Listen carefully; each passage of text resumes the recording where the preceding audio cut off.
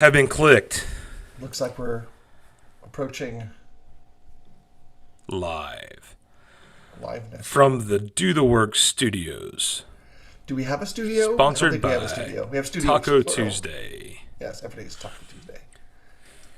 But we are presently engaging in the space of the interwebs.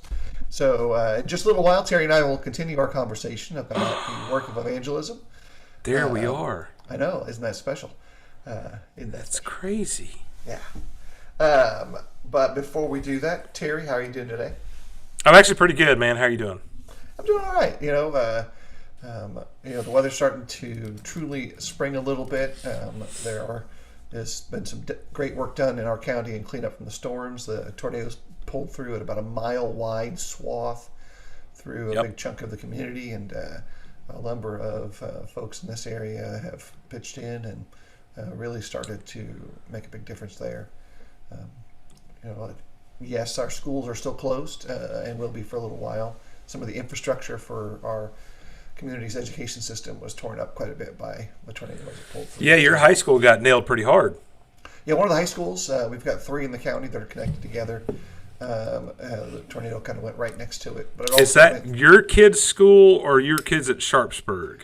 Our kids are at the Northgate School in Sharpsburg. Okay. So We actually had one of our members who's from Noonan who left Birmingham to go to her mom's to escape the storms here that came within a mile of her house, only to go to Noonan, and storms hit Noonan too. Now, her family's okay, but right. Both of us are from communities that got hit hard last week, and I will tell you, I don't know about there, but there's a place over the mountain close where my daughter works that got hit, Eagle Point. You've probably seen on the news, where the damage is so bad that they've had 3 or 4 cranes in there trying to remove debris pretty much all week. And then on top of the hill, there's a neighborhood called Highland Lakes. 3 of our members live there. Luckily, 2 of them were very well. One of them, the storm hit the mountain and hopped right over his house. The other, actually, all 3 are fine. But one of our elders lives in a cul-de-sac 2 doors down. A tree is down, and I think another house in that cul-de-sac, the backside of the house is damaged heavily, and his house is fine. It's amazing how many of our members are fine, but the devastation here is tremendous. And I don't know about you, Phil, but that storm for us, I think it was the same storm maybe. It's the same storm, but maybe not the same tornado. I know it wasn't because yours was much later. The tornado that hit was an EF3. It was down, hopping kind of down and down for well over an hour in Alabama on a track. And I just can't imagine what an EF4 or 5 would do. The debris from this EF3 was 20,000 feet in the air. The power of these storms is unbelievable. Yeah, I think for here they categorized it as the bottom edge of an EF4. The tornado that went through here, just over the threshold, and I think the most beneficial aspect of it was that there was plenty of warning. Unlike some of the storms from last year that just came through with absolutely zero immediate notice. And so people had a chance to move to their basements, to relocate, to reposition. It was known. That's one advancement, by the way. When I was a kid growing up in Tennessee, you grew up in California. This is like a foreign concept to you. It's still a strange thing at times. Yeah. When I was a kid growing up in Tennessee, like they would say basically, there's a tornado warning for the whole state, and that was it. Like you would just be constantly like, hey, just don't go anywhere. If you hear a freight train, hide. That was storm warning for us. And the other night, James Spann, which by the way, if you're from Alabama, you know who James Spann is. He's like the weather guru. And you can, by the way, you can see the seriousness of the event by his dress. The coat comes off and you see the suspenders. If he rolls his sleeves up, you're in trouble. Like we're in big trouble. Sleeves are rolled up most of the other night. But he was sitting there and he pointed the map and he goes, now this is right over Shelby High School and Elvin Hill Elementary School. I mean, it's so pinpoint accurate compared to what I grew up with that it really has saved a whole lot of lives. 30 years ago, a tornado like what went through Eagle Point would have killed probably 15 people. Nobody died in Eagle Point, and they were all safe. So it's just phenomenal. Yeah, in simple street terminology, we grew up with earthquakes, and earthquakes you have No There's warning. nothing to do. You know, you immediately feel them. You get underneath, either into your doorway, and you wait. Like that's Yeah. like that is also in some ways my response to tornadoes. I'm like, there's not much I can do about it. I don't feel really annoyed by them. I'm a little anxious in some ways, but I go do what I'm told, and then I go back to bed afterwards. Like that's just my personality. I think a little bit too. I just go sit in the basement and watch TV until the power goes out. So we get to have our little questions. We have talked about tornadoes enough. I think we can move on. Yeah. I do Sure. have, don't like tornadoes in other ways, and so I don't like talking about them too much. Yeah, they're painful. Today I want to talk something a little bit different than what we've covered before. Sometimes we look into practical aspects of how to, or preparation aspects of what tools to get onto the table, or skill development. I've had a number of conversations over the last 6 to 12 months with evangelists that I know from the West Coast to the East Coast to other countries, talking about their perception of effectiveness in their gospel work and what it means to gauge that effectiveness. Some of it is feedback based when we think about an effective evangelist and how we view our work. Now, this is with, by the way, the caveat of understanding that God grants the increase. I want to make that, we'll probably say that a couple times. We're not talking about effectiveness in conversions, effectiveness in numbers. Nickels and noses aren't part of the equation in any of what I'm thinking about. Yeah, when a member complains about your preaching style, that's what you should tell them is, hey, God gives the increase, not my fault. I mean, what we're talking about here is just how you feel your work is going. Right. That's really what we're talking about.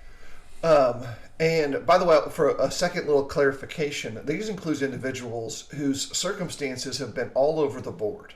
Some groups have had no interruption in their assembly patterns over the last 12 months. Some have had tremendous disruptions in their assembly patterns over the last 12 months. And by disruption, I mean change from the normal. The normal may have been 2 times on Sunday, a Bible class, a Wednesday night Bible study, and then midweek studies in addition to that, or anything else. And now it's nothing like that. And you think about the emotional aspect of preaching that is not often touched on. It's important for somebody to understand that their work of any kind has value. The Old Testament prophets talk about it in various terminologies. I think it would be helpful for us to at least try to grapple with it some and think about, does our work have meaning? What is that meaning? What does God want us to value in those steps from a larger spiritual perspective? And what has made this past year so challenging is just the fact that everything has been exposed because of the climate, right? So it's like the perfect storm of negativity. And that's made it very difficult to be positive in a lot of ways. Like you said, talking to everybody, regardless of how their assemblies were affected.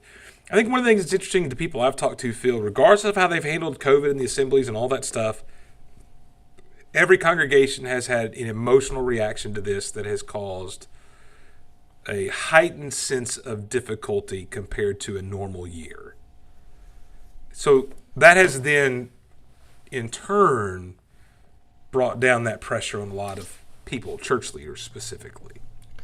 Yeah, a way to think about it, when you think about like the emotional exposure that takes place, is to simply talk about the friction between any two objects.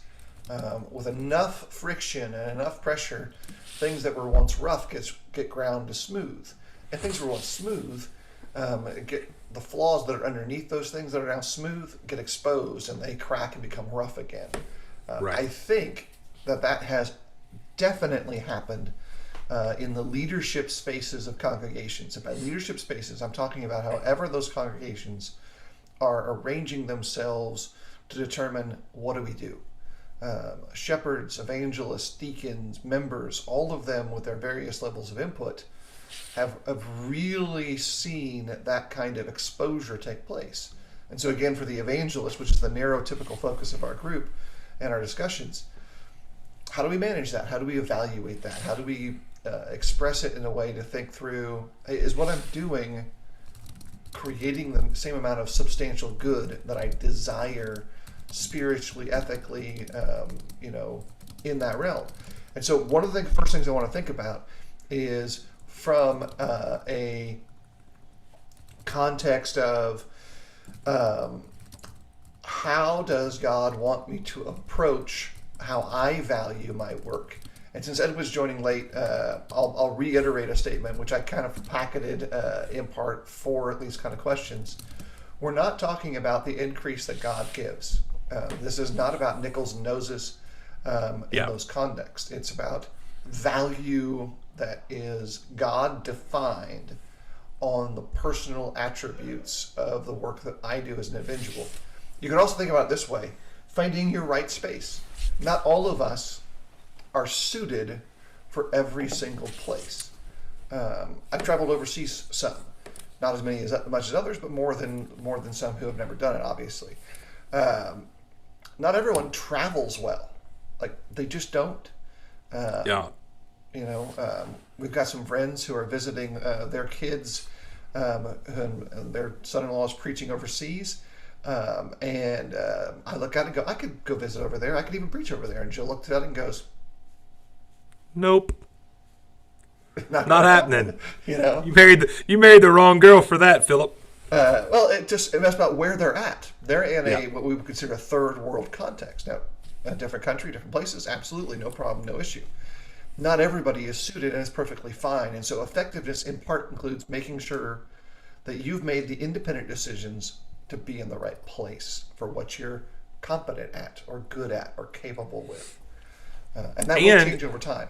Yeah, and I think what we're really focused on, too, is how the last year's affected that feeling for a lot of people. I mean, look, I think you would agree with this, Phil. This has been the most difficult year-long period of my preaching life, and it has nothing to do with really the word. It's all, the sad part is it's all this stuff outside of its earthly first world issues, but it's really caused a lot of disruption. And I think one of the things that's really sad is, and especially in the last year, I've seen a lot of preachers who've decided, and some of them were headed down this path, and it got decided, I think, easier, that they were just leaving the pulpit altogether. They were just done, period. And I think that has a role in what we're talking about today, this about effectiveness. They decided they were no longer effective in that role. I may disagree with that, but that was their decision. And you think about it this way. I think it was Steve Oman who wrote, either in one of his books on his compilation books on preaching, or maybe in an article, I know he said it, that preaching is personality, or a variation of that, like 2 or 3 different ways. And so our personalities then also are trying to find, how do we kind of work in these areas? Some preachers are introverts, some are extroverts.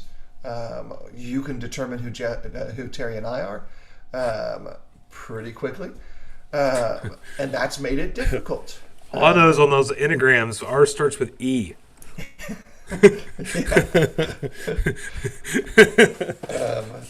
not sure about those other 3 letters, but E is the first letter. Yeah. That's an aspect that has to be kind of calculated into this, because how do we then manage our talents in the way that God wants us to be using them? That's part of this. And so all of these things are in the realm of effectiveness. And I also want to reach out and think about this in the same space. How many guys do you know, Terry, that a year ago would not have felt comfortable teaching in a box like this? I would say like 80% of the evangelists that I know, maybe 90%. Now everybody's teaching in a box. Like, yeah. Yeah. And I know a lot of them still feel like they're not effective that way. Like it diminishes the skills they've built. And so I hope that answers some of Edwin's questions. I know there's a lot of questions.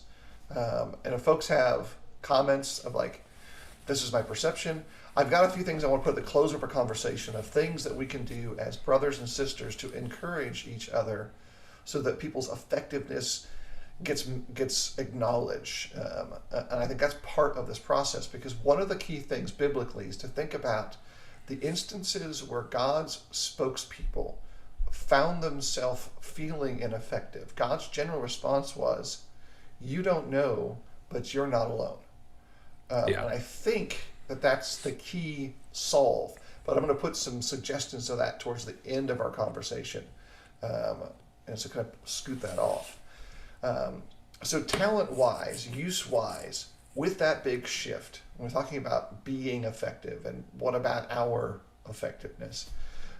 Terry, what are some of the things you've noticed over the last 12 months for you in conversations with others? You talked about some men who have stepped away from the pulpit that represent these challenges that have been experienced. Well, I think the thing is because our world got so turned upside down, right? I think that from a personal perspective, and I don't know about you, Phil, but you talk about preaching in a box. If those a year ago about this time, we ceased meeting, and I started preaching in my basement for a couple of months. And I just got to tell you, that felt like the most ineffective period of my preaching life. And I don't know how you felt about that, but preaching to the wall and not being able to read the faces of your audience and not being able to have even that nonverbal response immediately left me emotionally drained and completely unfilled. And because I am such an extrovert, that ties into my preaching, that the response I get, even the nonverbal response, and I would assume you're this way a little bit. We all read the faces of our audience, right? We're all looking to see, first off, if you're asleep or not. But we read your faces, and we can see when we say something that maybe it causes you to question us. We can see your body reaction that causes you to go, and to not have that for that period of time left me just void of something I needed. Now, the minute we started meeting in our parking lot and we were able to get back to that, I think I became even more appreciative of what I had taken for granted for so long. Maybe is a good way to put that. But that was the first thing that came to mind when we talk about the effectiveness is just, for that period of time, it was a struggle for me. And now to have that back is a welcome thing. But I will admit to you, and I don't know about you, Phil, that because we're mainly inside, the mask hides a lot of those nonverbal reactions that I'm used to getting still. Yeah. So I will just say that that's a challenge for me. I'm guessing from eyes only most of the time how the effectiveness of the sermon. So if you're, by the way, a person on the pew, just do a really good job with your eyes for us preachers. If you're wearing masks, be like, if it's great, just go, and if it's not great, just so we can. If they do that, I'm just think you're scared all the time. Yeah. But here's something that's kind of the way I process through it. With introvert extrovert concepts, for me, at least they're going to respond to this differently. Most introverts that I know that really define themselves that way talk about needing to be a way to recharge. Most extroverts need people to recharge. Yeah. But that doesn't change how they respond to their question of effectiveness and evangelism. That's how they feel afterwards. And so for me, month 1 through 5, let's say, it was just weird. And now month 7 through 12 is a different weird. Weird. That's all that it really came down to. But like you're pointing out, in conversation, in evangelism with folks, and trying to reach out and talk to people, many of the things that I've used as skills to gauge interest are not able to be engaged. I can't see half of a person's non-verbal cues. In Bible classes, people are much more reluctant to speak up because they can't hear each other very well. They can't communicate as well as they would like. I know that I struggle to hear them if they're speaking through a mask or carefully, not wanting to get really loud, for all those kind of micro concerns that someone may have. And so that causes a challenge of communication, which is my real barrier. Like, I want to communicate, I want to connect in that sense. And effectiveness for me is measured by a very simple thing. When they ask a question or ask a comment in these Bible studies, I want it to be a comment that's relative to what we've talked about, not, can you say that again? I didn't understand you the first time because of your mask. Like, well, and we're streaming our classes, so one of the things we're trying to do is to be able to share those comments at home. So now we got mics running around the room is what we have. Like, we have two guys running mics, which allows us to hear. But now the challenge becomes, now we're stopping the class till the guy with the mic gets there. Like, all of these things make you question all the effectiveness like you're talking about. Yeah, and this is something super important and something I think as evangelists, shepherds are definitely thinking about this. You talk about the first 3 months of transition, everyone was upset about everything. No matter what the solution was, nobody liked it. Right. When the table is now flipped back and we're trying to address to get people moving from what they're comfortable with now to what the shepherds or the leadership group of congregation are saying, hey, we should do this now, you're going to have an equal amount of resistance to that. And all of that factors into, is this being effective? Because our goal isn't to create or recreate the assemblies of a year ago. Our goal is to make sure that the flock, the spiritual participants in the kingdom of Jehovah and his Son, are being fed a meal that resonates with their needs, that interacts with them in a healthy way. And with that transition, with that shift, it really puts us in a challenging space where we're going, okay, now how do we make that transition? And how do we as an evangelist, how do I or we as evangelists speak, teach, and interact in a way where we're effective at it, working with the talents that we have? And let me just tell you what's something that's not a gauge of effectiveness. Writing an article and seeing it shared or not shared in social media, because that's not your flock. Right. If you think that that's your flock, you may want to reassess your headspace. That's not the flock you're part of. Maybe if it's an interior space where it's shared with a closed group or something, okay. But social media interaction with this stuff is a different edge of your outreach, and you need to really think of it that way. You mentioned that the services changes are happening and things are being done. I think one of the things that's really interesting in regards to that is this has caused us to reassess the effectiveness of our public assemblies. And you're going to see things that are changed, that we're not going to go back to the way things were because of this. And by the way, I think that's a good thing. And in this area of measuring your effectiveness as even an evangelist, I think the challenges we're facing, I think a good thing is a good thing. I think we need to realize that it's good to challenge yourself constantly and say, am I where I need to be as effective as I need to be? And so I just want to point out that a lot of this is a good thing for the church and for us as preachers to challenge us. I could tell you that one of the things that's happened for me personally is that the heightened kind of issues that are there and the heightened kind of negativity has created just a little bit of a more cynical, critical view. But that's also presented some things that have, in turn, people have said that caused me to reassess where I'm at personally as an evangelist. And if I'm not being effective in a couple of areas, then I need to evaluate that and figure out how to fix that. And that doesn't mean relocation, by the way. I think that's one of the things to point out. Just because you've had a couple of things somebody would want you to do different doesn't mean you move or you quit. So I just want to say I think it's really important to understand that when you feel ineffective, that's not always a big negative thing, Phil. That's not always something that's bad for you. It's probably well thought of as a seasonal thing, in that you have seasons where you plant, seasons where you water, and seasons where you watch the increase, whatever God is going to contribute to the process.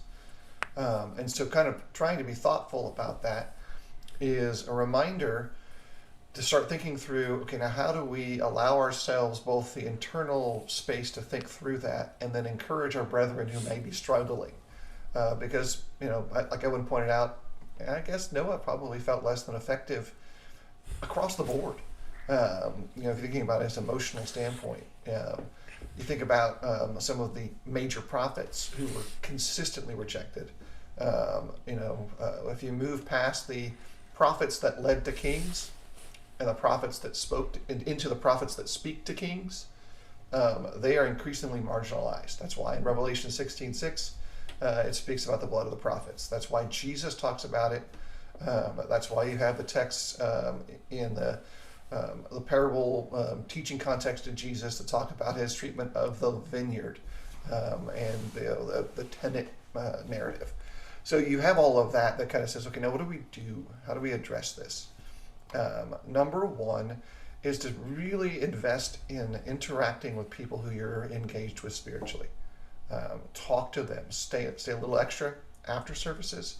Get there a little bit early. That's pretty normal for preachers.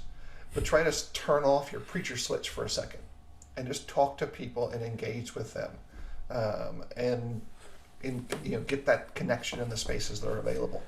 Yeah, if anything we learned from our time a year ago, Phil, where we couldn't be around each other, was the need to be around each other, right? Like, I think that's the thing that really, the deep, we have a need, even by the way, people who are introverts still have a need to be around other people. It's processed differently. So for us, we found out the need for these relationships. And now what we need to do is to make sure that we invest in relationships. I will tell you, you just mentioned something that's really hard for me. It's really hard for me at the end of an assembly to get out of the preacher hat and just talk to people outside of the preacher hat. And that's a really important need. And I think that's something that we all need to work on. Yeah. So, another way to kind of piece it together is those interactions and taking off the mantle of the speaker for a little bit. Let your interactions be in a way that's kind of both encouraging but also seeking. Ask questions. Hey, what's going on? Engage in a healthy way that then helps folks also gain what you need from that relationship, which is encouragement as well. So, encourage them in what they've been doing, engage in a personal, practical way. And then let me add this to it. For those who are kind of not on the preacher edge of the table and they're thinking about what can I do, as always, the best kind of feedback is specific and personal. And so reach out and say, hey, I really liked the way that you dealt with this text. What you said here really connected with me. And by the way, that connection doesn't mean you agreed with it. It connected because it challenged you. It made me think differently or wonder about what God has in store for me because I didn't understand what God was saying. And it was important that you said the same thing. Like, you didn't understand it either. Like, this is a mystery God hasn't answered. I think preaching a lot of times is like topography. And for those who don't even know what topography is, it's what type looks like on a page. And when it comes to topography, from my design background, one of the things that was taught me early on was nobody notices good topography. Like, nobody looks at a book and goes, wow, that font and the way it's laid out is really well done. But everybody notices bad topography, right? Everybody looks at a layout and goes, oh, wow, why did they do 4 different fonts on one page? And that's terrible, and the spacing's off, and all this. So I use that to say that preaching's kind of the same way. Historically, people only give specific comments when the preaching is bad or when they think they can improve it. And we need to try to reverse that. We need to try to say specific things of praise. I'm not saying never to criticize or never to offer some kind of improvement. But I am saying that if that's all you ever offer, one of the things you're doing is you're really starting to damage the effectiveness, at least what the preacher feels. And I think one of the things that Phil, to make this point here is, if the preacher feels he's ineffective, that's not generally going to make him become more effective. It's actually going to make him spiral a little bit. So if you could offer specific praise when something helps you, and I got to tell you, Sunday, Edwin, let's not talk about your topography, by the way, or your design skills, because this showed up in a broadcast not too long ago. You've had that waiting. Yeah, I did. Sunday, we sing outside. There's people outside. As I was walking outside from preaching my sermon Sunday, an older brother who sent emails, been very kind, just put his arm around me and said, "Man, you do a really good job every Sunday, and you make my life better." And I just got to tell you, as all my lights go out, that they're dead now, I just got to tell you that was so encouraging to me in that moment. So look for those ways to do that. And it was more than just saying, "Good job this morning," right? That's what we're really getting at. It was more than saying, "Good job." It was deeper than that. Yeah, and so, that specific, measurable commentary that doesn't always agree, but is specific and reasonable to the conversation, helps reinforce the understanding of value for those who preach. That's the first kind of surface thing of understanding that, yes, you are being effective in your work. Here's another thing.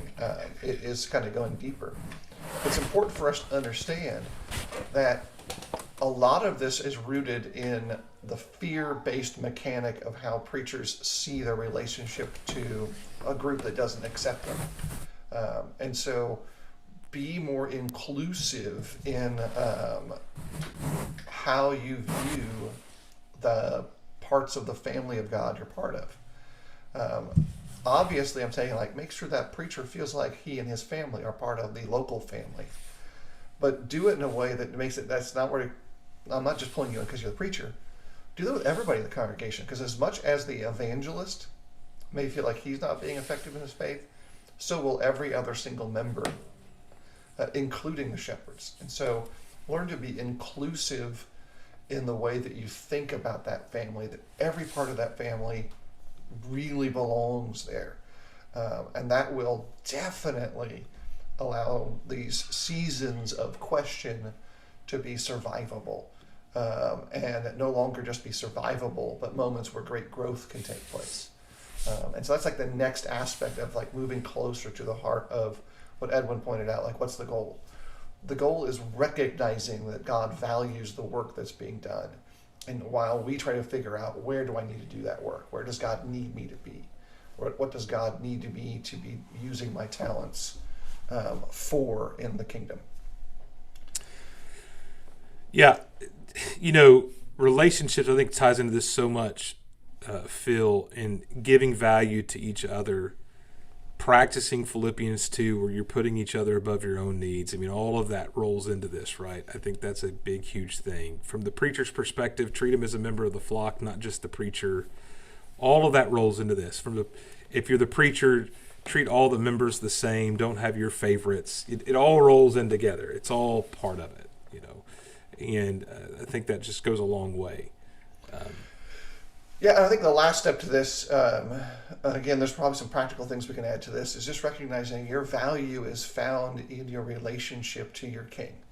There are, it is always difficult to quantify that in metrics that are man-made, but that's because of the scope of it. Our deepest value is simply found being understood as a son in the kingdom, and he's going to be able to accomplish a tremendous amount with us because he needs us to be doing what we do.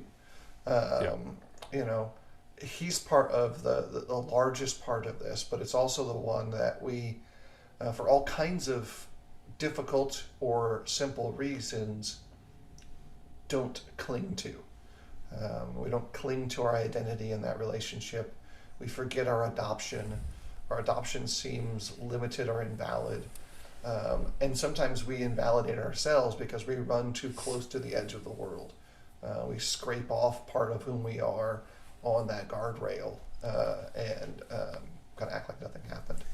I look at you'd mentioned the prophets. I think about Jeremiah and Ezekiel and just let's be honest. That may be the worst assignment in the history of the world. Let's send these two guys to prophesy to Judah during the time of captivity. Like Jeremiah's left behind with the people who basically weren't good enough to be taken away, and Ezekiel's over in captivity with the others. Both of them are rejected. Both of them have a message nobody wants to listen to. Why did they keep sharing it?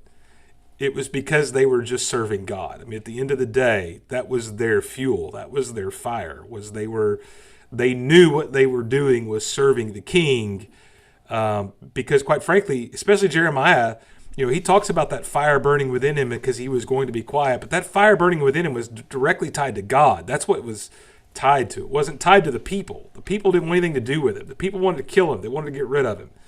He kept delivering the message. So at the end of the day, what's going to keep you kind of pinned and rooted and founded and solid is going to be your relationship with God and realizing His power. Edwin asked that question, and I was thinking we could tell he missed the first couple of minutes, because that's what we started off with, is the recognition that God is the one who gives the increase. God is the one that is the power behind our work. And it's sometimes a struggle to remember that in the heat of things like pandemics and political elections and all the things we've gone through in the past year. Well, it's not even just that. You think about this, you've got an intern who's going to spend 2 years in a church, working with those elders, that evangelist. He gets comfortable there. He learns how to work in that context. And then he's going to go somewhere else. And so now he's got to figure out where that somewhere else is. And he probably starts figuring that out, at least he should be, the day he arrives at that internship. Like the shepherd should be helping him figure out, hey, this is where you should be going. This is what you need to be developing. You need to figure out where your skills are. How are you going to serve the kingdom in 2 years, 10 years, 12 years, 20 years? Which leads me to an introduction for some upcoming discussions that will be happening. Terry and I talked a little bit about this. I don't know about this. This is great when I find out what we're going to talk about on the air. I can't wait to hear this. We discussed this briefly this morning, so you have a little hint. Did we? So next week, Lord willing, we'll say it that way, we're going to go revisit some conversations about shepherding. Yeah. I forgot about that. Yeah. And we're going to focus in on something I think is a reoccurring question, how to preach and teach in a way that leads to shepherding. That's going to be next Tuesday, should the opportunity arise for the Do the Work podcast. So you guys look ahead about how do we raise up shepherds? That's kind of really a key component of evangelists' work. It's actually attributed directly to individuals that we would consider evangelists. And so I think every church should buy a flock of sheep and then make prospective shepherds shepherd sheep for like 3 months, and then say, okay, now you know what it's like, but not sheep herding with a dog, not modern sheep herding. No, we're going to give you a staff and a robe and kick you out to some woods, and we'll see you in 3 months. I'm okay with that. I'll come back well fed. You would be out there with your hammock just kicked back, having a good time. Me and the sheep would be chilling. Yeah, you would be chilling. Edwin says that sounds exciting, but we know that is Edwin's personal nightmare. Like no TV to watch Lord of the Rings, no books, no phone. Yeah, that would be great. So next week we'll be talking a little bit about that. We'll kind of lay some groundwork there. It may be a multi-episode conversation because we really are trying to keep them a little more compressed. Hope everyone is having a great week. If there's something we can do in aiding your work of evangelism, if you've got questions, topics that you want to see us struggle with or explain to a higher degree, we are more than happy to have Edwin and Mark answer those questions for you. Terry, any last shots before we finish today? Well, that's good to see Mark Russell. I mean, I know why he's not been here. Is he's distracted by ordering real paper books, and he's not used to fancy things like online stuff. And that's kind of take my shot at Marky boy there. I love you, Mark, but man, Logos, buddy, Logos, do the work. Yeah. This broadcast is sponsored by Logos. Yeah, I wish. You and me both. I would get a discount. By the way, I'll say this in closing about Logos. If you're on Logos, pay attention at the end of the week. Look for your free books of the month. That's right. Take care, everyone. Have a great day.